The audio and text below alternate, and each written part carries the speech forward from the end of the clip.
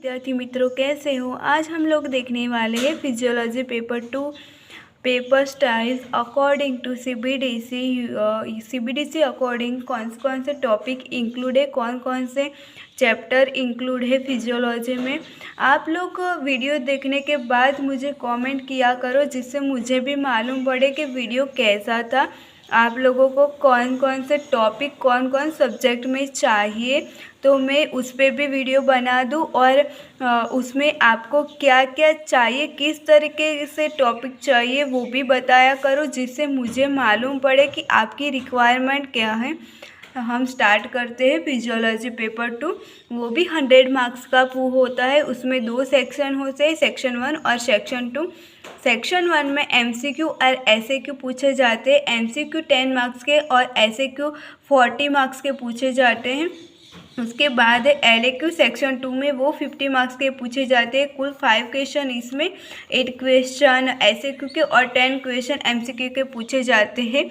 उसके बाद के टॉपिक के बारे में बताती हूँ। तो फर्स्ट टॉपिक है एंडोक्राइन सिस्टम। तो एंडोक्राइन सिस्टम में से टोटल 21 मार्क्स का पूछा जाता है। उसमें 1 एमसीक्यू, 2 एसएक्यू के क्वेश्चन और 1 एलएक्यू का क्वेश्चन पूछा जाता है। उसके बाद है सेंट्रल नर्वस सिस्टम। उसमें से भी 21 मार्क्स का पूछा जाता है। 1 क्वेश्चन एमसीक्यू का, 2 क्वेश्चन एसएक्यू और 1 क्वेश्चन एलएक्यू का पूछा जाता है।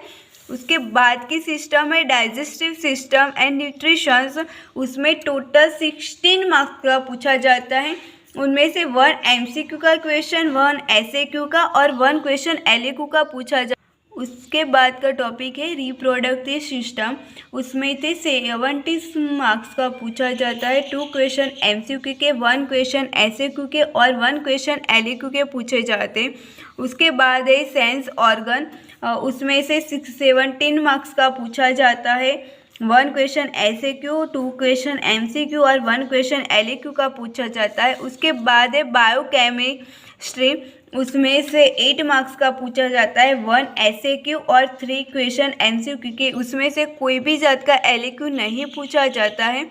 उसके बाद हम लोग पर्टिकुलर सिस्टम के पर्टिकुलर टॉपिक देखते हैं कि सीबीडीसी में कौन से चैप्टर में से कौन से टॉपिक दिए। तो फर्स्ट हम स्टार्ट करते हैं central nervous system. Central nervous system में फर्स्ट क्वेश्चन है organization of the nervous system, वो एसएक्यू में दिया हुआ है। उसके बाद है function and property of the sinus, वो इम्पोर्टेंट क्वेश्चन है एलएक्यू और एसएक्यू के लिए। उसके बाद है function and property of receptor reflex, वो भी एसएक्यू और एलएक्यू में दिया गया है।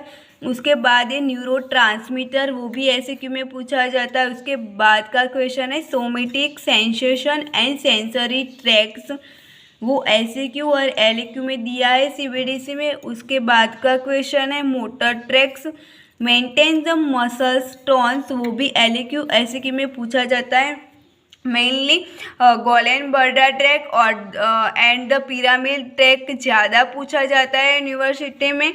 उसके बाद है vestibular apparatus controls of body movement posture और इक्विलिब्रियम, वो भी एलएक्यू और एसएक्यू में दिया है। उसके बाद का क्वेश्चन है structure and function of the autonomic nervous system, वो भी एसएक्यू में दिया है। उसके बाद का क्वेश्चन है function lesion and disturbance of the spinal को, वो भी एसएक्यू और एलएक्यू में दिया है। उसके बाद का टॉपिक है बेसल गैंग्लिया, वो भी एसएक्यू में दिया है। उसके बाद का टॉपिक है सेरेब्रल कॉर्टेक्स, वो एलएक्यू में दिया हुआ है। थैलेमस के फंक्शन मेनली पूछे जाते हैं एसएक्यू में। उसके बाद का बहुत ही ज़्यादा इंपॉर्टेंट क्वेश्चन है हाइपोथैलेमस, वो एलएक्यू में पूछा जाता है, उसके फंक्शन मेनली पूछे जाते हैं। उसके बाद का टॉपिक है लिम्बिक सिस्टम, वो एसएक्यू में दिया है। सेरेबेलम ये भी इम्पोर्टेंट है एलएक्यू के लिए। उसके बाद है सेरेब्रल रीजन, वो एलएक्यू और एसएक्यू में दिया हुआ है। उसके बाद है physiology of the memory and learning, वो एसएक्यू में दिया है। सीएनएस में से मेनली ज़्यादा एलएक्यू में पूछे जाने वाले टॉपिक है तो ये हाइपोथैलेमस, सेरेबेलम। उसके बाद का टॉपिक है तो ये जो पीट्रैक्स है, असेंडिंग और डिसेंडिंग ट्रैक में से पिरामिडल और गोलेनबर्डा ट्रैक। उसके बाद है साइनेप्स रिफ्लेक्स और रिसेप्टर, वो एलएक्यू में ज़्यादा पूछे जाते हैं। उसके बाद का टॉपिक है एंडोक्राइन सिस्टम। उसमें फर्स्ट यह है mechanism of action of steroid protein amine hormones, वो एससीक्यू में दिया हुआ है। उसके बाद secretion and regulation hormone throughout the hypothalamus, वो एससीक्यू में दिया है। उसके बाद जो इम्पोर्टेंट है वो है पिट्यूटरी ग्लैंड, थायराइड ग्लैंड, वो यूनिवर्सिटी में ज़्यादा पूछी जाती है एलएक्यू में, और पिट्यूटरी ग्लैंड के पर्टिकुलर हार्मोन्स भी एससीक्यू में पूछे जाते हैं, लाइक ग्रोथ हार्मोन। उसके बाद एफएसएच, एलएच, वो पूछे जाते हैं, एसीटीएच। उसके बाद है पैराथायरॉयड ग्लैंड, वो भी एलएक्यू और एसएक्यू के लिए इम्पोर्टेंट है। एड्रिनल ग्लैंड, पैंक्रियाटिक ग्लैंड, वो भी एलएक्यू और एसएक्यू में दी है। उसके बाद है थाइमस एंड प्लीनियल ग्लैंड, वो एसएक्यू में दिया हुआ है सीबीडीसी में। उसके बाद का टॉपिक है रिप्रोडक्टिव सिस्टम। रिप्रोडक्टिव सिस्टम में प्यूबर्टीज, वो एसएक्यू और एलएक्यू में दिया हुआ है। उसके बाद है structure and function of the male reproductive organ, वो भी एसएक्यू में दिया है। मेल सेक्स हार्मोन, वो भी एसएक्यू और एलएक्यू में दिया हुआ है। मेनली टेस्टोस्टेरोन, वो एलएक्यू में भी पूछा जाता है, एसएक्यू में भी पूछा जाता है। उसके बाद का टॉपिक है function of the testis. Testis के क्या फंक्शन है मेल में, वो एसएक्यू में दिया हुआ है। उसके बाद है स्पर्मेटोजेनेसिस। उसके बाद structure of the female reproductive, वो एसएक्यू में दिया है। फंक्शन ऑफ द ओवरी के क्या फंक्शन है फीमेल में, वो एसएक्यू में दिया हुआ है। मोस्ट इम्पोर्टेंट मेंस्ट्रुअल साइकिल और उसके different changes, ovarian changes, uterine changes, ये ज़्यादा इम्पोर्टेंट है एलएक्यू के लिए रिप्रोडक्टिव सिस्टम में से। उसके बाद का टॉपिक है effect of the female sex hormone. Sex hormone की क्या क्या इफेक्ट होती है वो दिया हुआ है। उसके बाद का क्वेश्चन है प्रेगनेंसी, पार्चुरेशंस एंड द लैक्टेशन, वो भी एसएक्यू और एलएक्यू में दिया हुआ है। उसके बाद का टॉपिक है स्पेशल सेंस, उसमें से ऑल्फैक्टिक रिसेप्टर पाथवे, वो एलएक्यू में दिया हुआ है।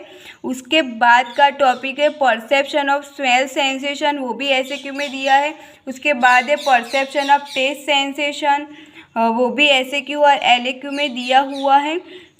उसमें मेनली सेंसेशन रिसेप्टर पूछे जाते हैं टेस्ट के। उसके बाद है function anatomy of the year auditory pathway, वो भी एलएक्यू के और एसएक्यू में इम्पोर्टेंट है।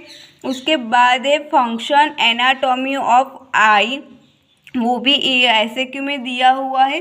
विजुअल पाथवे, वो ज़्यादा इम्पोर्टेंट है फेशियल सेंस में से, वो एलएक्यू में पूछा जाता है।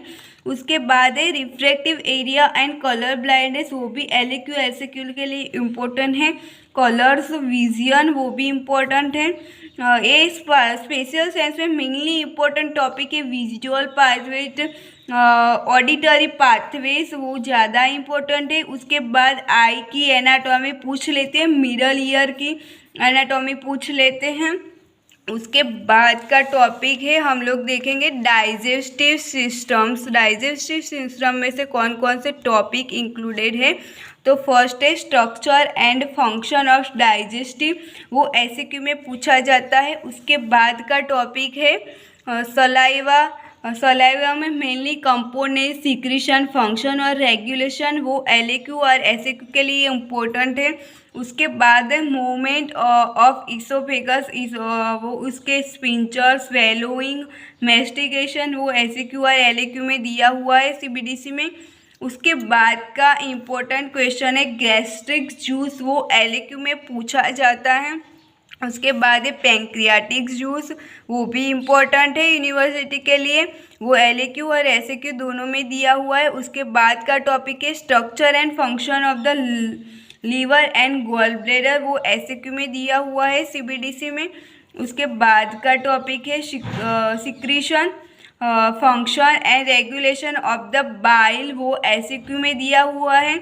उसके बाद का टॉपिक है secretion, function, regulation of small intestines, वो SAQ में दिया हुआ है। उसके बाद का टॉपिक है movement of GIT regulation and function.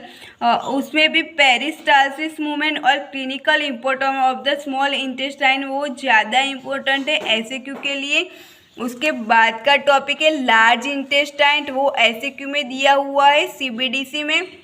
उसके बाद है digestion and absorption, protein, carbohydrate, lipid का डाइजेशन और एब्जॉर्प्शन वो LAQ और SAQ में पूछा जाता है।